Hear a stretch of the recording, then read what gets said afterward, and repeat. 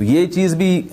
انگریزی فلموں سے اور فحش فلموں سے ہماری نئی نسل میں بہت تیزی سے سرایت کر رہی ہے، اور لوگ اس بارے میں علماء سے بہت زیادہ مسائل پوچھتے ہیں، خواتین بھی پوچھتی ہیں جو اس میں مبتلا ہیں.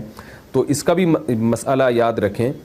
کہ اللہ تعالیٰ نے حالت حیض میں زوجہ سے ہم بستری کو حرام قرار دیا کیونکہ اس میں گندگی ہے.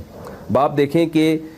وہ گندگی اس درجے کی نہیں ہے جتنی اورل سیکس میں گندگی ہوتی ہے. اگر اس میں ڈسچارج ہو جائے بندہ، انسان جو ہم بستری کرنے والا ہے زوجہ سے، وہ منہ میں ڈسچارج ہو جائے، تو آپ سوچیں کہ اللہ تعالیٰ شرمگاہ کو گندگی سے بچا رہے ہیں جس کی وجہ سے حیض کی حالت میں ہم بستری کو حرام قرار دیا. تو منہ جس سے انسان کھانا کھاتا ہے، جس سے کلمہ پڑھتا ہے، اور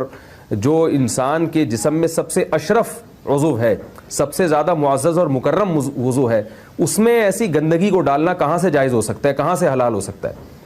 تو آج بعض متجدد قسم کے لوگ جو ہے نا اس کو حلال قرار دے رہے ہیں، تو یہ بالکل غلط ہے. تو یہ بات خوب ذہن میں رکھیں کہ